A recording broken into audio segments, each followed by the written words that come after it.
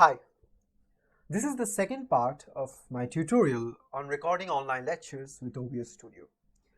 In the first part, we talked about downloading and installing OBS Studio, how to set up basic captures so that you can capture your lectures. And if you haven't watched it, you'll see a card popping up somewhere here, somewhere here, and you can go and watch it.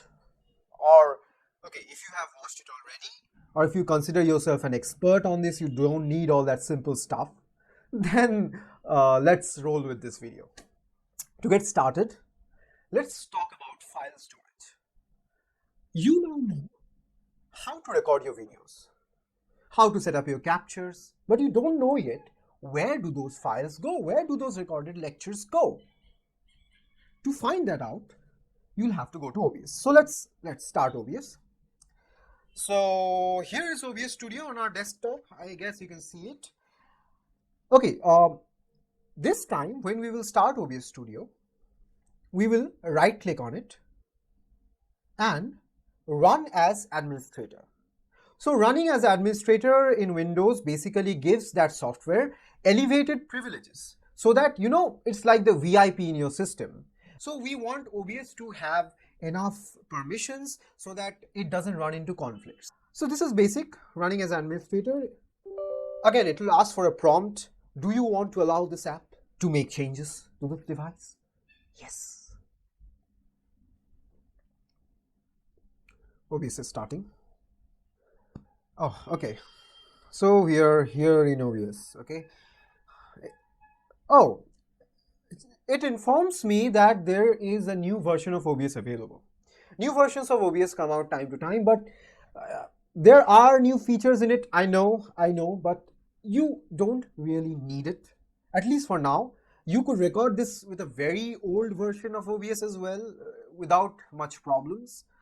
So we'll ignore this reminder. Okay, so I'll click skip version. Okay, so we are here in OBS again. To find out where your files go, we will go to settings. Settings is where we will practically live today. Okay, everything will happen in settings. Now, I will let you guess. Okay, I know you're smart, I'll let you guess. We have all of these options. Where should you find the option of tweaking where your files go? It's an easy guess. I guess you can do it. Let's wait a second. It's okay, it's output. Okay, your files are being outputted somewhere. So we'll go to output. Hey, so there are two tabs. We see streaming. So there is streaming and there is recording. As we said, we'll ignore streaming. So we'll go to recording and you immediately see there is a recording path. So there is a recording path. And a path is given. Okay, some path is given, which is, decided by default. And we might decide to change this. And that's what we'll do. So to change this, we'll click on Browse. And then you'll get an option of where do you want to put your files. You might like to choose anything of your liking. I will go to some, see, you might create a dedicated folder for your lectures and stuff. See, I have a lectures folder here, so I might click it and set it to this. I will not show you what is there in my folder, sorry. So, you know what to do, right? Simple stuff. Click a folder, then press select folder, and it's done. So in our case, this has remained unchanged, but you will probably change this. Okay, so that's out of the way. That's about saving files. Simple, easy peasy, done. Okay, now next thing we will do is talk about the optimal settings to get modest file sizes, that is as low as possible for high quality videos. Now, when I'm saying high quality, I'm not talking about 4K streaming of Netflix. Okay, you will be able to see every fine detail or nanostructure. That won't be possible. But you will be able to see the detailed texts and finely drawn diagrams and stuff, which is basically what I believe you need. So these optimal settings are basically intended to work for lectures. Okay, if you are doing some great quality stuff, which I am not expecting you to do as a viewer, then you will need other settings. Keep that in mind. Before we dive into our settings, we will need to visit some other places. Press apply. Always press apply to save your changes. Then OK. And we will minimize OBS. Now that we have minimized OBS, let's check some information about our system. We will need to know something about our system so that we can make intelligent decisions about our optimal settings, this heavenly optimal settings I'm talking about. So how do we do that? We'll click on the search button. The search button is your godsend button on Windows. Okay, this is the easiest way to navigate in Windows. Whenever you're looking for something, search it. Whenever you're looking for something, search it. Simple. Okay, don't do anything else. So I'll go to search and I'll type system information. Oh, it comes up. But this is what you're looking for. And we will click system information. See, we don't even need to type everything in search. I just typed system INF and system information popped up. And you see a bunch of things here. Okay, a lot of things. You might be scared like, here, what? Am I reading a manuscript? No. I'll tell you what you need to look for. Okay, all of this information you don't need. I'll mark the things that you need. So I'll maximize this and then let's start marking. Okay. So the first thing we need is OS name. You probably know this already, Windows 10. Version, not really required. You might note your system model. I am running this on a laptop, so it's a Dell laptop Inspiron 3558. Next is an information we talked about last day, an x64 based PC. So this is a 64-bit PC. The other variant is 32-bit. But this is the fun part. If you have a 32-bit PC, this text won't be x32. That's what you might extrapolate, right? Or this is x64 for 64-bit and x32 for x32-bit. But that will not be the case. In case of 32-bit PCs, that will be x86. Why it is like this? It's because of historical reasons. We will not go into that. Read some history books, okay? So that's done. Then the processor. So Intel i5 5th generation, 2.2 gigahertz, 2 cores. Okay, so it's a dual core processor. We will need this information, okay? When we are troubleshooting, when we are trying to figure out problems that can happen with recording, we'll need this information. And the last, okay, here it is. Okay, install physical memory, RAM, 8 GBs. So this is almost all you need in this page. In this page means in this page, system summary, okay?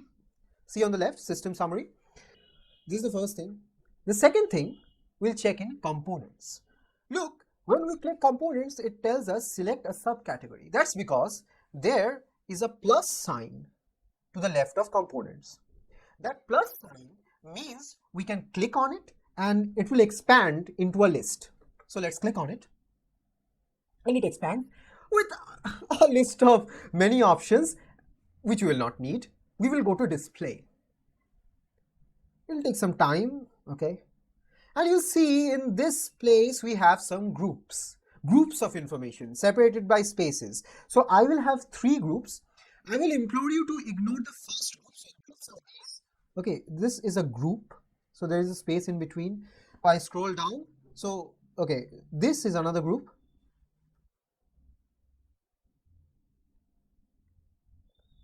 All right, we will ignore the first group. Second group is named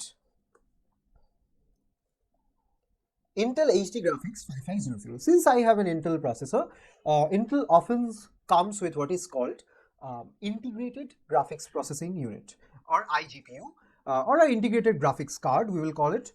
So integrated graphics card, it like comes free with your CPU. Well, it doesn't really come free, okay? Intel definitely charges for it somewhere, but it comes with your CPU. That is, you don't have to separately buy it. That is, in this case, this NVIDIA GeForce 920M is an additional graphics card that is put in separately. It doesn't come with the CPU, okay? This is not an integrated graphics card. So let's ignore NVIDIA for now. stick with Intel, and this name we will note. The name, once you search for the name, you will get an idea of how powerful it is. And the second thing we'll look for in this is resolution. Okay, this is what matters. 1366 into 768. Ignore this. Okay, ignore this. You don't need to know that. So this is the resolution or the dimension of your display, of your entire desktop or laptop display.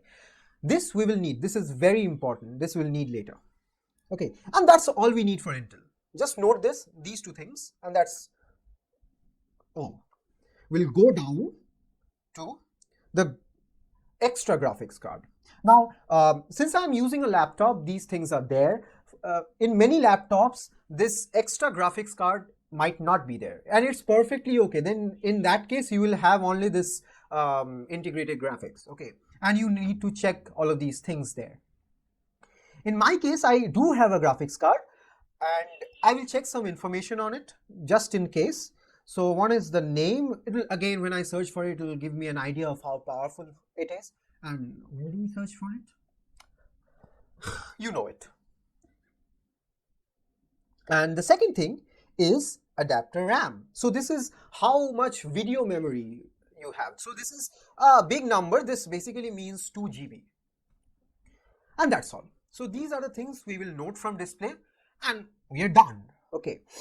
Notice that in many AMD processors, so I have an Intel processor. If you have an AMD processor, you might not have integrated graphics.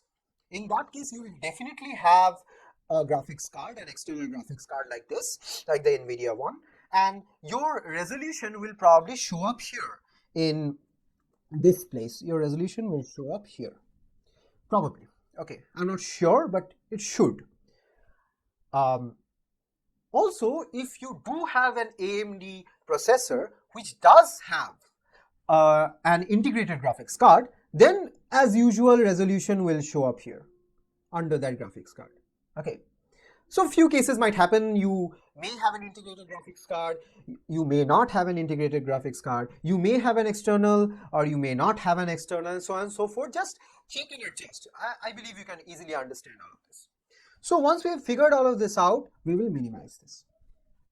So the next part is some information on what we are going to do. So when I started this video, I knew that it was going to be a little bit more technical than the previous video. After all, this is a technically tech video. So this is a bit technical, but technical doesn't mean intimidating, okay? It's all simple when you understand it, and that's what I'll try to do. I'll give you a brief overview of what you are doing in the settings. I don't want you to change your settings like a blind person and then tell me, hey, what the hell happened? I'm not going to be responsible for any nuclear war you're going to start, okay? That's all for you. I'm going to make efforts to make sure that you understand everything crystal clear, okay? That I'll make sure. But we don't need to understand everything, only some parts. So let's start with those parts, okay? Here we are. So when we change our settings, our trade-off is between file size and quality. Always, quality increases, file size has to increase. File size is increasing means quality is supposed to increase. It doesn't always happen, but if quality increases, file size will definitely increase. So if we want good quality, we will also end up with big files, but we don't want huge files. So what do we do? Let's see what file size and quality depends upon. One of the first things it depends upon is resolution. Resolution means, okay, the size of the video you are bringing out, okay, you're outputting, the size of the video. You have been to YouTube and you know about 1080p and 720p and stuff. You know that 1080p takes more data than 720p. Why? Because 1080p has more information in it than does 720p. And then there is 480p, which is, you know, a little lower in quality. You will not be able to see the text as well as you will be able in 720, but it is also cheaper. It has you know, lesser download requirements. So where do we go? Do we go with 1080? Do we go with 720? Do we go with 480 or something else? So to decide that, let's understand that pixels is the unit of resolution. So 1080p has more pixels, 480 has much lesser number of pixels. Okay, 720p is set somewhere in between. And larger the number of pixels, larger the file size, fs stands for file size, and greater the quality. The effect that resolution has on your video is that a higher resolution usually allows you to see more details and sharpness. So a bigger video, you can imagine a bigger video will allow you to see the smaller things better. As simple as that. So when you increase your resolution, you automatically see better, more detailed images. The second thing is bitrate. Now, bitrate is something that you might not be so familiar with. Bitrate is basically how much data is put into the video per second. So it's like a video is 1 megabytes per second. So if it is 60 seconds video, then it will be 60 megabytes, right? So you can already understand that 1 megabyte is quite large an amount. So bitrate is measured in data per second. So data is has units like kilobytes, megabytes, and so on and so forth. Also, higher bitrate again means higher file size. This is easy to understand. 1 megabyte per second, with 1 megabyte per second, you will end up with videos that have greater file size, and with 100 kilobytes per second, you will end up with videos that have smaller file size. And obviously, bitrate is related to quality. Higher the bitrate, you will expect more quality, because the more data you put in each unit time, in each second, you're putting in more data. So you're expecting to get something out of it, and that is quality. So this is related to the details you'll have in your video, the colors you'll have in your video. I mean, how good your colors are. Is your blue really looking the proper blue you're expecting, and so on and so forth. Okay. Bitrate is related to all of this. FPS means frames per second. Frames per second. What is a video? A video is a series of pictures. In each second, there are a fixed number of pictures. So you divide your video into seconds. Let's draw some stuff. How do we draw? Okay, we have this. So your video progresses like this. So this is where it starts. This is the first second, second second, third second, and so on. Okay. So in each second there are so many pictures. So I am drawing just 3 pictures, and these pictures are what called frames. And frames per second, then you can understand, is number of pictures per second or number of frames. Intuitive. I know. Number of frames per second. You can understand then that greater the FPS, more the file size. That's what I've written. More the file size, because you will have more pictures in each second.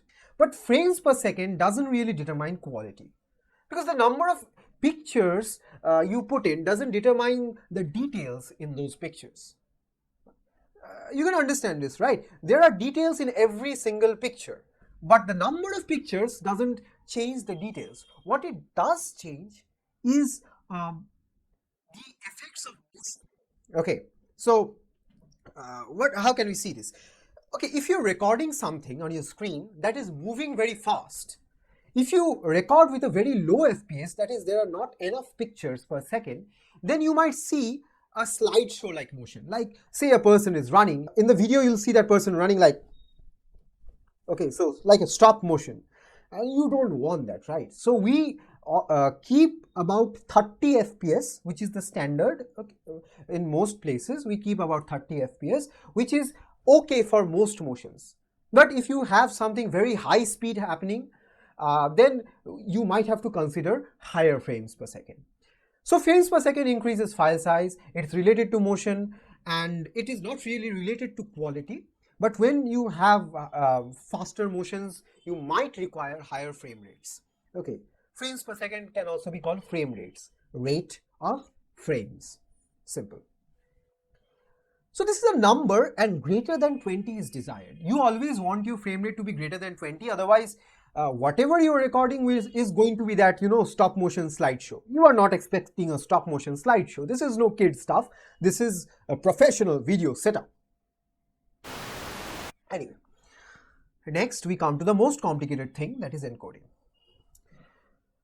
What is encoding? Encoding is how your video that is captured from your screen is compressed and made into a file. If they didn't compress it, the files were going to be huge. Okay, you would need 10 or 20 hard drives to store a few videos. So compressing and putting it into a file is what encoding is. For the same bit rate, different encoders are the things that do the encoding. So different encoders for the same bit rates might end up with different qualities. Okay, so this has varying effects on file size and quality. So this is something we might discuss later. There are two types of encoders.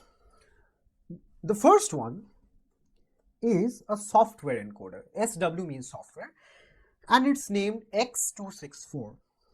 X264 is what we will be using throughout this video. There are also hardware encoders which we will not use. These have names like QSV, NVENC, VCE. So QSV stands for Quick Sync Video. If you have an Intel processor, you will probably have QSV because it comes with your integrated GPU. You might have NVENC if you have a higher end NVIDIA processors. Lower end NVIDIA processors like mine doesn't have this encoder. That's same for VCE. VCE is available on some higher end AMD graphics cards, not on the lower end ones. Okay. So this is mostly it. Okay, this is mostly what I wanted to talk about. This is all the, you know, educational stuff, a lot of teaching. We are back in OBS. What we will do is we will go to settings and we will go to, so the first tab is general. Do we have anything to change in general? Let's take a general look. Okay, so output, okay, nothing much is of interest in general. So let's shift to stream. Oh, we are not streaming. Forget it. Output. Before we come to output, however, we are going to go to video. In video, you'll see a few things. The first thing you see is called a base or canvas resolution. Your canvas is where you paint. Your canvas is where you draw pictures. Your canvas is the screen of your laptop. So the canvas resolution must match with your screen resolution. Okay, this is not what you're going to output. This is only telling OBS that what is the resolution of the screen that I'm recording from. So you see that this is 1366 into 768. This is what we saw in system information. There you go, 1366 into 768. So this is what I have set it to. Okay, the next thing is the output or scaled resolution. Output or scaled resolution determines how big your video is going to be. That is, what is the size of the frame of the video. So this is the 720p and 1080p and 480p I was talking about. This is where it all gets decided. And let's click the drop down and see what is available. I see a bunch of stuff available that I don't want. Okay, so I can actually manually type in. I can manually type in 1280 x 720. There you go. So why did I type in 1280 into 720? This is what 720p means. Okay, 1280 is the width of the frame, 720 is the height of the frame. So we will keep our output scale resolution at 720. That is 1280 into 720. That's enough. Okay. Remember, you don't need to do anything to your base canvas resolution. Just set it to your screen resolution that you found out from system information. See, I have three options. Here you might have options which do not match with your screen resolution. Most of you might have screens which have 1920 into 1080 screen resolution. If you have it, set it. I don't have it, I will not set it. I'll match it exactly with my screen resolution, that is 1366 into 768. And this is where our journey of optimal settings is starting. So I've set my output scale resolution, which is what matters, which is what is going to go into the video, to 1280 into 720. I recommend you do the same. We'll talk about what changes can be made in the later sections of the video. The next is the downscale filter.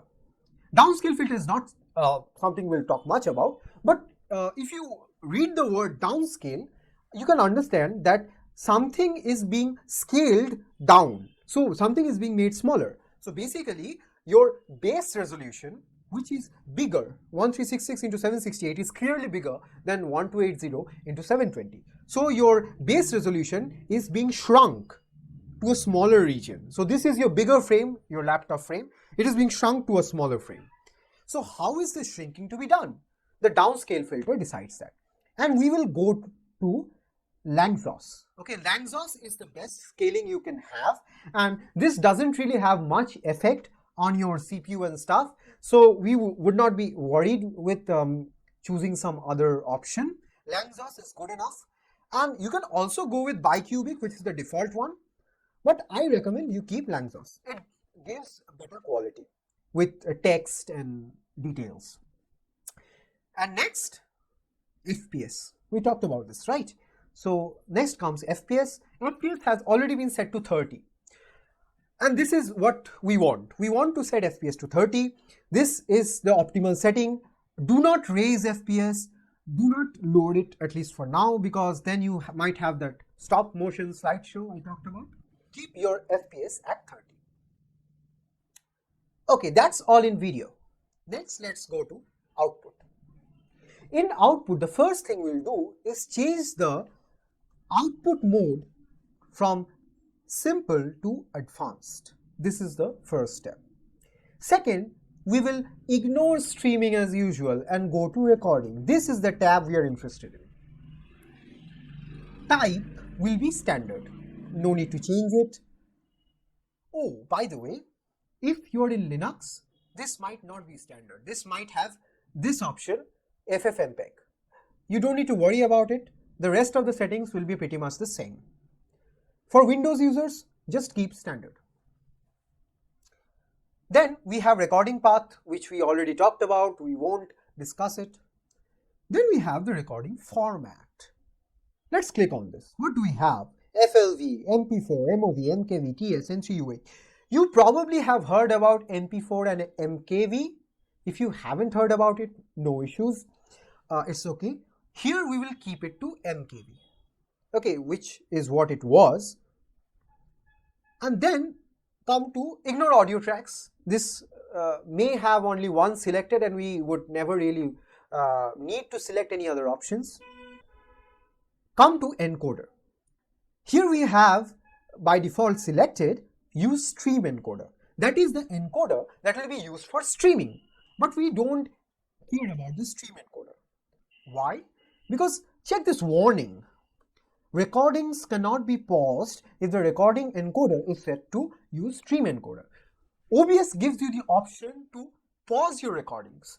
Maybe you have a break in between a very long lecture, say a 2-hour lecture, and you have a 10 minutes break in between. You might not want to stop recording at the end of 1 hour when you get the break. You might want to pause it and you want to start it again when professor returns and you start the class again. So in that case, you might want to have the option of recording. So this is why we will not go with the stream encoder. We will go with H.264. Notice we have QuickSync. QuickSync is QSV that we talk about.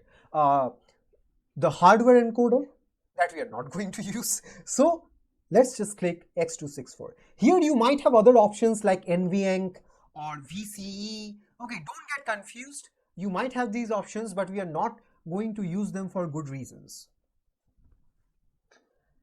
Ignore rescale output. We don't need to rescale our output. Rescale means make it smaller or bigger again, which we won't do. We already have 720p output and we are happy with it.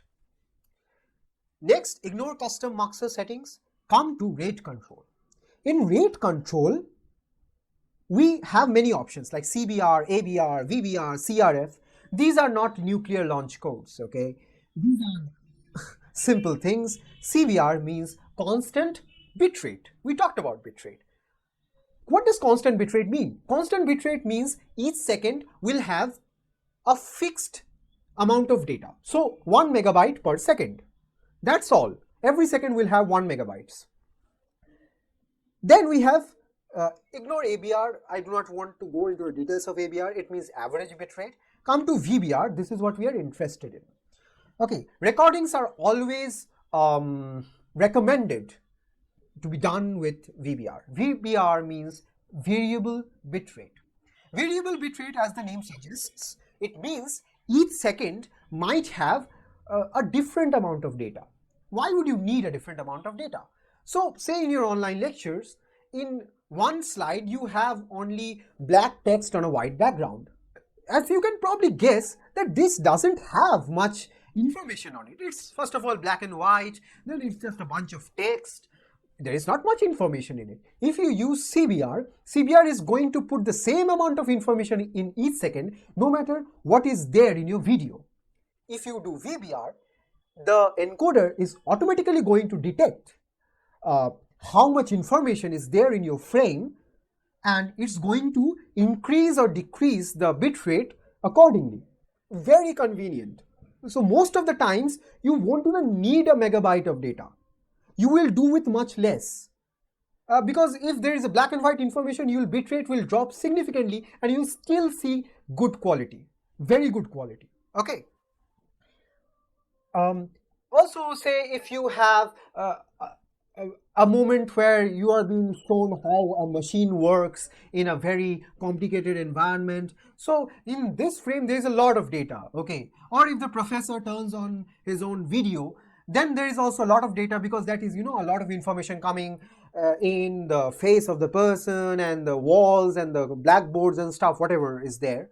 So a lot of information coming in. So VBR will automatically increase the amount of data put in those seconds so that you have enough information to get a good quality video. So as you can understand, VBR adjusts quality automatically and you end up with much lower file sizes. So I definitely recommend VBR. But in case of X264, you will do better with the option of CRF. So CRF is also VBR, but it maintains visual quality of the video in a different manner. CRF means constant rate factor. So constant rate factor somehow maintains the visual quality of your video. So the higher the number, the lower the quality of the video. Okay, so the 0 means your video will not be compressed at all. You don't want to ever put a value of 0 or something close to it. No one ever requires it, okay? No one ever requires it. You want a value which is in the range of 15 to 25 for good quality videos. You can be experimental with this. I keep a value of about 23 to 21, okay, which is quite okay. I recorded my lectures at 23 and they are perfect, okay? They are perfect. So you might go with something like 20 or 21. File size is slightly increased. But remember, when you step by approximately 6, this is a thumb rule. This is I can't give you a mathematical formula for it. When you decrease your CRF by 6, then your file size is double. That's all about CRF. So rate control will be CRF. CRF value will itself be 21 to 23, something like that. Keyframe interval will not touch. CPU usage preset is going to be important. It's by default set to very fast. Is this what we want? That is something we'll come back to later. Remember, the default is very fast and it is always okay if you have a system which is close in power to my system very fast with all of the other settings works fine. Okay. So that's it about the optimal settings. That's all we care about. That's the whole story. Once we are done with our settings, we'll press apply so that we save all our settings. None of it gets lost and you don't have to see my video again to do all of these settings. So let's press apply and okay to close this. Now we are coming to the more exotic stuff. Let's talk about hotkeys. Hotkeys are as hot as they sound. They allow us to do exciting things, as we will see. Let's go back to settings again. Settings opens. As you might have already noticed, we have a tab named Hotkeys. I clicked on Hotkeys and you will see a list of empty spaces and text, a lot of things in here, okay. As usual, we don't need all of it. I'll talk about some things, but let's first talk about what hotkeys are. Hotkeys are a very smart concept that allow you to press a button without physically pressing it. It's like, okay, there's this button called, let's close this, there's this button called start recording. So when you have to start recording, you will have to come to OBS, that is you have to open OBS. You can imagine doing this with display capture, right? You open OBS, OBS itself comes into the recording, and then you press start recording. For a brief moment OBS is visible, then you close OBS, and then the other things show up in the recording. That is whatever is in your screen. What if I could tell you that you could start recording on OBS while you are on another screen? That is, you are on Chrome, you do something and OBS automatically starts recording. This is exactly what hotkeys allows us to do. But this is not just for start recording. Let's go back to settings again. Okay, so we are in settings, hotkeys. Check this option, start recording. Okay, start recording and stop recording. And also see that when I hover over start recording, stop recording and start recording both go red. And a tooltip pops up. It tells us key combinations shared with stop recording act as toggles. What it means is, if I set the same action for starting the recording and stopping the recording, it will act as a switch. What is this action? This is just some combination on your keyboard. So let's click on this and it allows me to put a combination in there. So whatever keys will you press on your keyboard right now will be recorded. Let's press something interesting. Let's say press Ctrl Alt and F. So I've pressed Ctrl Alt and F and you see it has recorded this. So when I press Ctrl Alt and F from any window, not on OBS, from any window, from Chrome, from Explorer, from a game, when I press Ctrl Alt and F, OBS, wherever it is sitting, it has to be open. Okay, you have to open OBS. If OBS is closed, this won't work. But if OBS is open and minimized somewhere, once I press Ctrl Alt and F, OBS will start recording. Amazing. And I can do the same for this one. I can press Ctrl Alt and F, and what will happen is, once I started the recording, if I press Ctrl Alt and F again, it will act as a switch, on, off, Ctrl Alt F, start recording, Ctrl Alt F, stop recording. Incredibly convenient, right? And this can be done with a lot of things. You can actually set different combinations for this. Say I can set this to Ctrl Alt G. Oh, by the way, it doesn't have to be Ctrl Alt. This could be something as simple as G. But I would recommend not to put something as simple as this, because if you put something simple, then say you are typing a comment in your lecture session, and in that comment you somewhere press G and you stop recording. Disaster. So you don't want that. You want to keep a little complicated key combination so that you don't run into problems. So we'll keep this at Ctrl Alt F. Okay, and see, there are many other options. There is an option to pause recording. Pause and unpause. It's like a switch. Pause, unpause, pause, unpause. So these are pairs. Okay, it's not necessary to set them to the same key, but setting it is just intuitive, and we are doing intuitive stuff. That's the key of my videos. There are many options, you can check them. Most of these things we have not covered, so it's no point talking about these. Let's come to something else. See, there is desktop audio and mic aux, things we talked about in the last video. So there is an option called mute and unmute. Whenever we mute, no desktop audio will be recorded. Similarly, for mic aux, if we mute this, no microphone sounds will be recorded. And these are pairs. Mute and unmute are pairs. So if we say, let's set this to Control M and set this to Control M as well. So when I press Control M, if my desktop audio is muted, it will get unmuted. That is, desktop audio will be recorded. If my desktop audio is already being recorded, that is, it is not muted, then if I press Control M, it will be muted. Simple. And we usually don't need this for our desktop audio. You might try. So let's say I don't want to do this for my desktop audio. What do? I'll delete this combination, okay? Because you can't go here and press backspace. Okay, this doesn't work like that. Just backspace will be recorded. And the hotkey will be set to backspace for muting. We don't want that. So what we'll go to this right part and we'll press clear. And same for this one.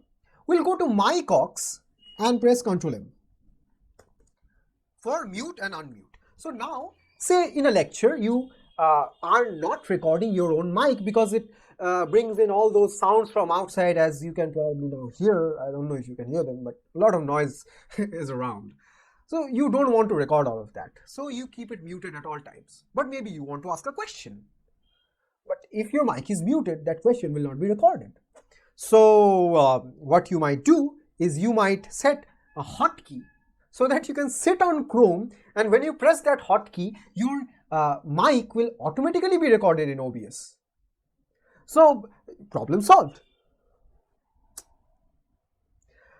This we can do, and whatever you do after that, you press apply and OK. Now see, my cursor is here. Okay, let me press Alt Shift. It was Control Alt F, right? Let's press Control Alt F. See, it starts recording. It starts recording. That's what you wanted. And by the way, there's a pause button here. Since we changed from stream encoder to another format, that is X264, we changed our encoder, the pause recording button is available. So you can click this and pause the recording. Okay, so nothing is being recorded now, but the file is at hold. It has not been finished yet. Then you unpause it and it starts recording again in the same file. Anyway, that was a quick note. Now my cursor is here again. Let's go to another window. Okay, let's go to Chrome. Let's go to my slides and let's press Control Alt F. I've pressed Control Alt F. Trust me, I hope you heard my keyboard. Then go back to OBS. See, it has stopped recording. Great, right? See, my cursor is here again. I press Control M, which was my shortcut for muting my mic. See, it has been muted. I press Control, okay, my cursor is here. I press Control M again and my mic stream is now being recorded. That's about hotkeys. You can experiment a bit more. You can read about them. Hotkeys are available in many softwares actually, so that you can do all of these quick stuff without actually jumping into the software. And trust me, these hotkeys will be recognized from anywhere in your operating system. Make sure you put unique hotkeys. Don't put something like Control S, because Control S is used to save stuff, or Control C. Control C is used to copy stuff, or Control V. Control V is used to paste. Don't use all of this. Okay, be careful. Otherwise, it will conflict. Use something weird like I used, right? Control Alt F, which is, as far as I know, is not used anywhere. So it's going to work. That was it about hotkeys. I hope that was interesting and you learned something useful. Now we come to troubleshooting. This part is not for everyone. Not everyone will encounter problems, and I'll try to solve some of your problems beforehand. Okay. The first thing we will start with is, okay, let's minimize the, okay, let's make this small and add a display capture. So this is how we add a display capture. Come here, add a display capture, make source visible. Okay. let's press OK. You can see something is wrong, nothing is being shown. Okay, that's not good. Okay, so I've added a display capture, but nothing is being shown. What's wrong? This might happen with you. The problem roots back to something we talked about earlier, about mostly with laptops, where you have two different graphics cards. That is an integrated one and an additional one.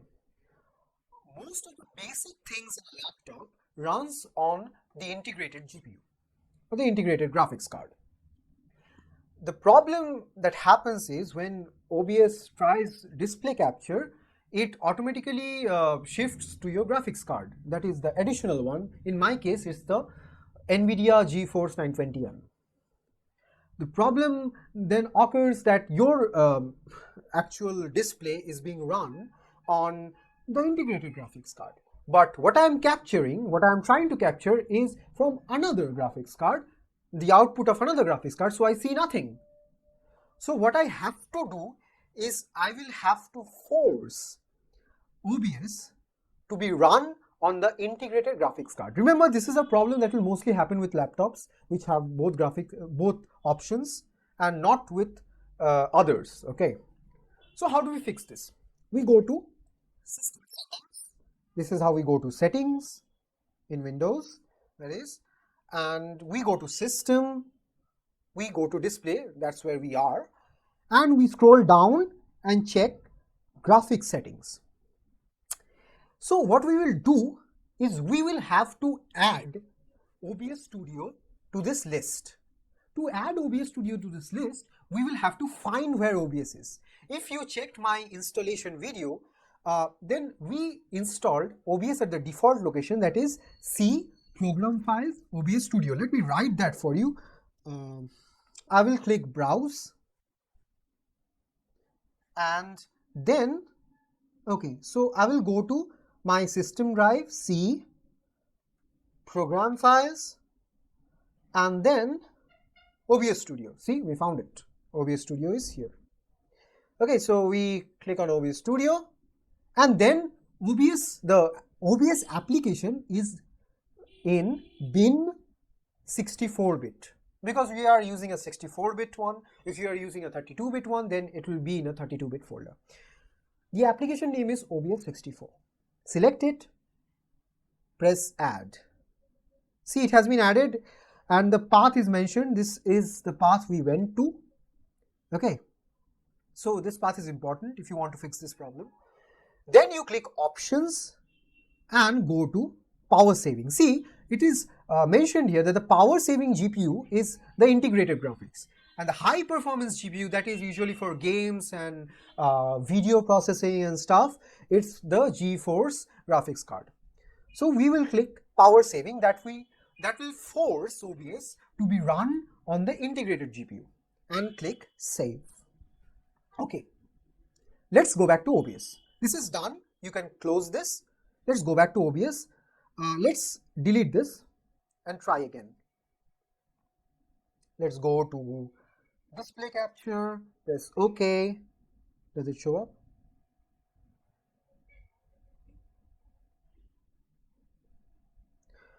To make this work, we'll close OBS. We'll close OBS, press Exit, and then run it again. Okay. See, it's back. So display capture is working again. As you can see, I can open up stuff and it starts working. Okay, so everything is there, right? So display capture is working fine again. So this was part one. One problem solved. We will remove display capture. The next thing we will do is add a window capture. Okay, first we will open Chrome. Okay, so let's open a Chrome window. Then let's go to OBS and try to capture this Chrome window. Let's click plus, window capture. Okay. This shows up, no problems, right? So what am I showing? Last day I talked about using different capture methods. There are two options here. Bit BLT, that is the older method, which gives you the option of hiding your cursor from the recording, and Windows Graphics Capture, which is the new option. Let's click this. Still no problems.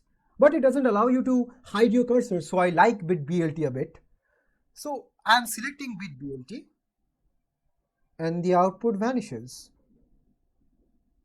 This is what is wrong. Why does the output vanish? So this does allow you to hide your cursor, but nothing is being shown. What's wrong? Okay, let's press OK for now and let's try to fix this. To fix this, we'll go to Chrome and we will go to settings. So this is how we go to settings, and we are here at settings. Instead of surfing through settings like a madman, I will use the search again. I love the search button. It does everything for you. I'm getting lazy, but it's okay. We will search for hardware. Hardware. Okay, so this is what we want. Use hardware acceleration when available. This is what we are interested in, okay? This is what you need to do. See, this is turned on. What hardware acceleration means is that Chrome uses your graphics card, that is your additional graphics card, to process stuff, okay, to process various videos and render various pictures and stuff, which creates conflicts with the recording. Again, the conflict is similar. That is, you're running the rendering and images and videos of Chrome on the NVIDIA graphics card, but OBS is recording from the integrated graphics card.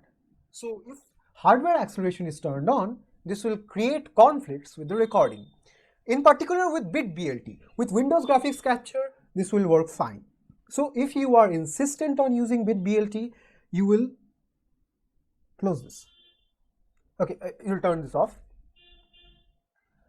and then press relaunch. Unless you relaunch Chrome, that is restart Chrome, settings will not take effect. Relaunch. Okay, we've relaunched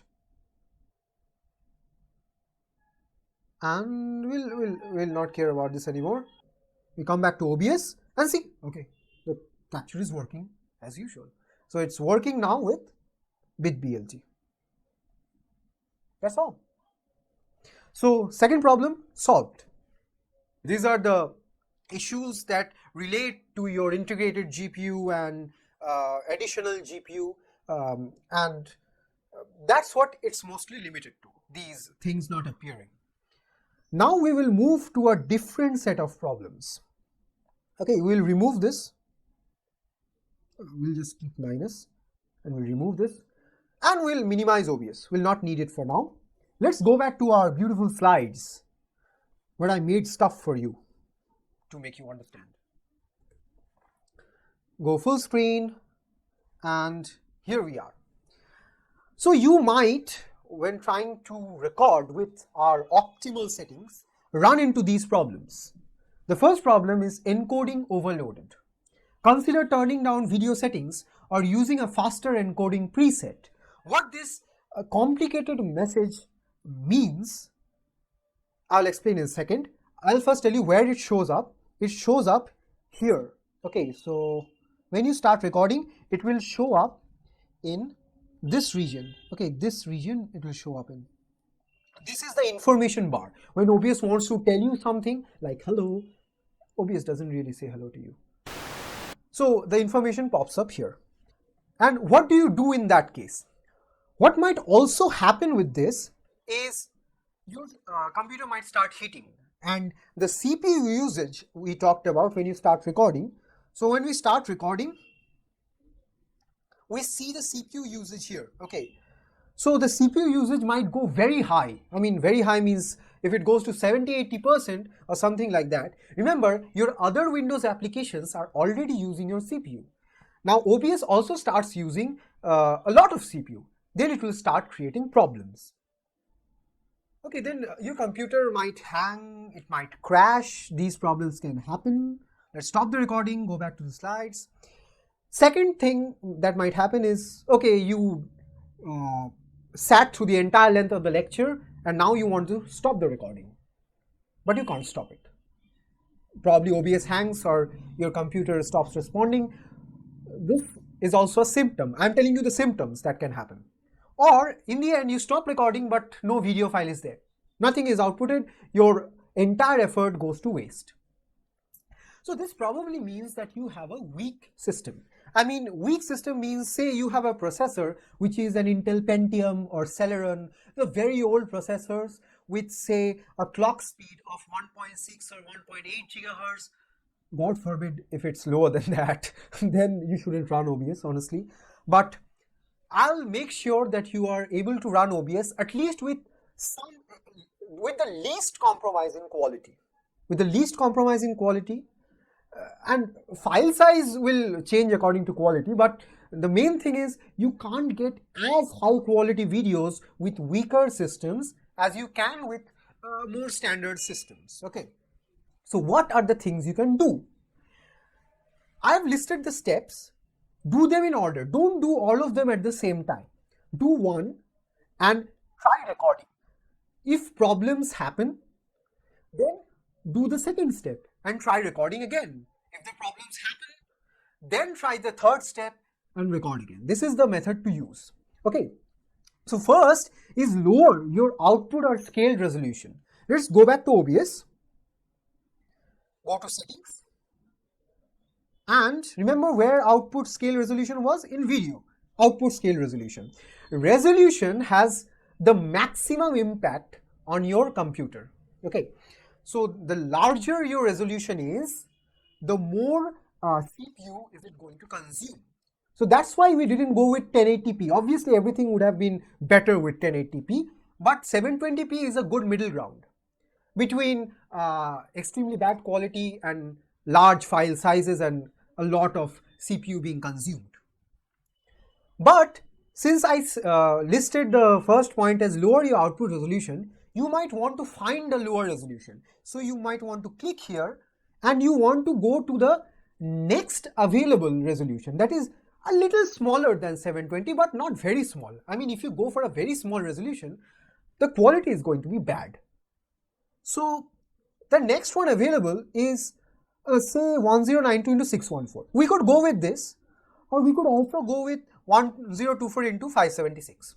Any of these two options are quite close, and we could go with any of this. Of course, 1024 into 576 is a bit more on the lower side, but that also means that it puts less pressure on your CPU. So let's go with 1024 into 576. So your file is going to be a bit small, and so the details won't be as good. As I said, resolution affects details. Downscale filter, we don't need to do anything. And at this point, what you want to do is apply and try recording. If the other problems happen again, or at least you still have a very high CPU usage, maybe not as high as before, then go to the next step, that is lower FPS. But remember, always keep it greater than 20. Otherwise, it will honestly be very bad recording. Okay, we can think about lowering FPS because I'm expecting you will be recording online lectures, and in online lectures there will not be very complicated motions and very fast moving stuff that is going to be displayed. So going with lower FPS isn't going to really affect your video viewing experience. So the next available thing we could go with is, obviously we'll go with a lower FPS. So we could try 25 PAL or 24 NTSC. Don't go for 20. Okay, 25 PAL or 24 NTSC is a good place to be in. Okay, remember this is the second step. First, try lowering your resolution. So let's go with 24 NTSC and apply, and then again try recording. If problems still happen, the third part is to increase your CPU preset speed. Where was this? This was in output recording. Remember, CPU usage preset was here. So what is CPU usage preset? Since we are using an encoder named X264, and remember we told you that it is a software encoder. A software encoder depends upon your CPU to perform its operations. So basically, using a software encoder puts a little load on your CPU. Now, if it's a very weak CPU, that little load can become magnified and become a huge load. So the last thing we come to is increasing the CPU preset speed. That is, we are at very fast, we want to go even faster. So let's click on this and see there are options available. Never click on the lower options. Never, okay? In capital letters, bold, italics, whatever. Don't go for any of the lower options. You can try with super fast or you can try with ultra fast, both of which are above very fast. So what does a faster CPU preset do? A faster CPU preset is like telling the CPU, okay, you encode, but don't do a lot of work. Okay. When we start increasing the speed, the CPU is like jumping through the video. Okay, it is not working hard. So it's using the same algorithm, but it's like two people using the same ideas, but one putting in a lot of hard work and the other not. Obviously, the one not putting in the hard work will end up with lower quality of output, right? So that's what will happen.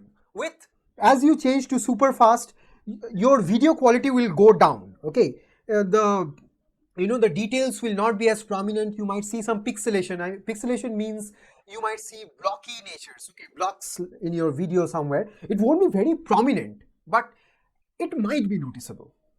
That's all I'm saying. So ultra fast is another step on the lower side. You might have to go with ultra fast, say if you have a Pentium 1.6 GHz processors or something like that. So you might want to first try with super fast, apply, and then start recording and check if you have problems. If you still have problems, go to ultra fast. Okay, so that's mostly it. Yes, that's all about troubleshooting. All right, and this marks the end of my tutorial on OBS. I hope you found it informative. I know the videos have been long, but I have tried to make them as informative as possible so that you do not do all of this work with blind eyes and no idea about what you're doing. That's always a bad thing to do. Always find out a little about what you're trying to do, then do it. Okay, this is my advice for you all. And with that advice, I leave you. Stay well. Goodbye.